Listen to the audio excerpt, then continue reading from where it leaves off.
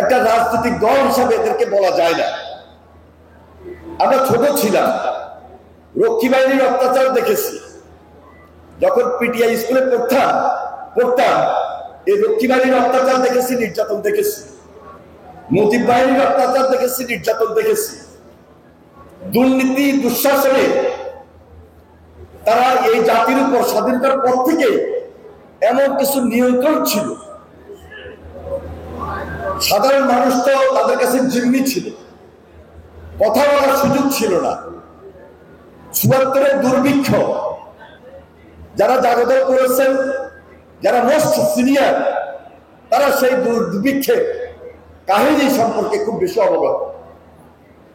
তবে এই প্রজন্ম ২০২৪ দেখেছে, গত ১৭ বছর দেখেছে। এই প্রজন্মকে আমি নতুন করে বলে দেওয়ার প্রয়োজন নাই, কারণ তারা এত এক্সপার্ট, এত অ্যাডভান্স, এত ভালো জানার চেষ্টা করে, অতীত ইতিহাসকে ধারণ করে, অতীত ইতিহাস জেনে তারা এই প্রজন্ম এখন রাজনীতি করছে তারেক রহমানের নেতৃত্বে। কারণ গত ১৭ বছর তারেক রহমান বিদেশে অত্যাচারিত, নির্যাতিত, সাজাপ্রাপ্ত হয়ে থাকলেও সরাসরি প্রত্যক্ষভাবে আমাদের আন্দোলন সংগ্রামে গাইড করেছে।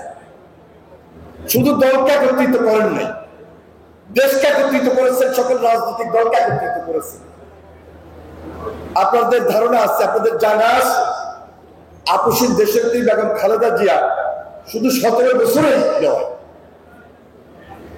তিনি স্বৈরাচার এরশাদের বিরুদ্ধে ৯ বছর লড়াই করেছেন, সংগ্রাম করেছেন।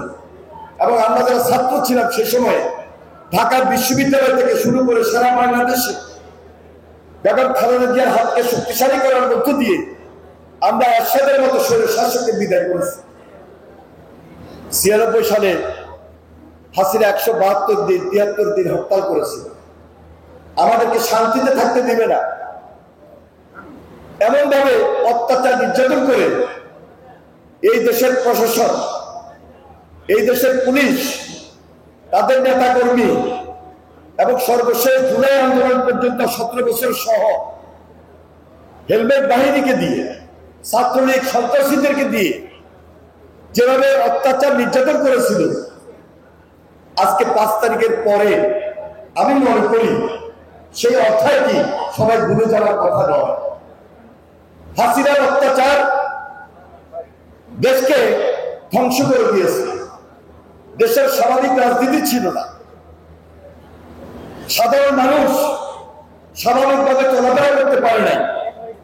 সকল রাজনৈতিক দলের নেতা কর্মীদেরকে গায়েবী মামলা দিয়ে, হয়রানি করে, মিথ্যা মামলা দিয়ে সাজার পর সাজা দিয়েছে, জেলের পর জেলে রেখেছে, অত্যাচারের পর অত্যাচার করেছে, গুম করেছে, খুন করেছে।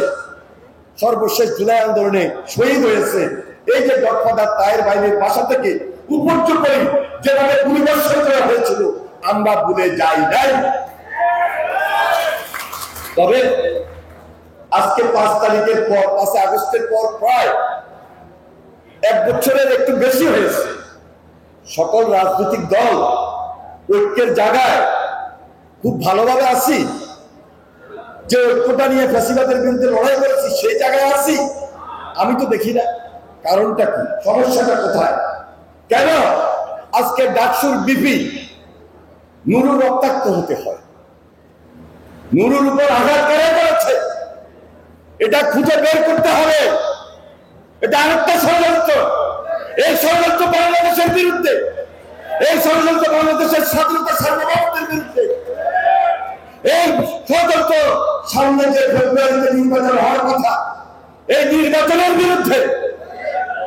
জামাত ইসলামীর নেতা এখানে রয়েছেন, জেলা আমির, ওনার মাধ্যমে কেন্দ্রীয় হবে জানাতে চাই, ঐক্যের মধ্যে যদি বিন্দুমাত্র পাতন সৃষ্টি হয়, সুযোগটা ফ্যাসিস্ট দিবে, ফ্যাসিস্ট গ্রহণ করবে,